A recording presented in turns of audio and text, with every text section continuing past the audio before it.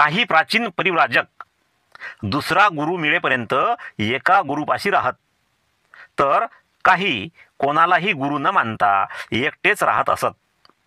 ह्या प्राचीन परिव्राजकांच्या वर्गात स्त्री परिव्राजकही असत. त्या कधी पुरुष परिव्राजकाबरोबर राहत, तर कधी स्वतंत्रपणे राहत. ह्या प्राचीन परिव्राजकांचा संघ नसे.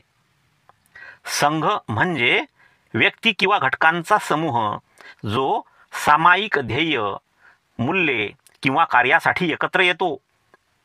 त्याचे स्वरूप सामाजिक, धार्मिक, राजकीय किंवा सांस्कृतिक असू शकते आणि तो सहकार्य, एकता आणि सामूहिक शक्तीचे प्रतीक आहे. असा संघ प्राचीन परिव्राजकांचा नसे. वर्तनाचे नियम नसत. प्रत्येक संन्यासी, प्रत्येक परिव्राजक हा वेगळ्या नियमाने वागत असे. ज्या ध्येयासाठी झटायचे असे ध्येयही त्यांच्या समोर नसायचे. भगवान बुद्धांनीच प्रथम आपल्या अनुयायांचा एक संघ आणि भ्रातृभावाने एकत्र आलेला समुदाय बनविला आणि त्यांच्या वर्तणुकीचे नियम, वागणुकीचे नियम आणि ज्या ध्येयासाठी, ज्या उद्दिष्टासाठी साधना करून ते प्राप्त करून घ्यायचे आहे ते त्यांच्या पुढे ठेवले.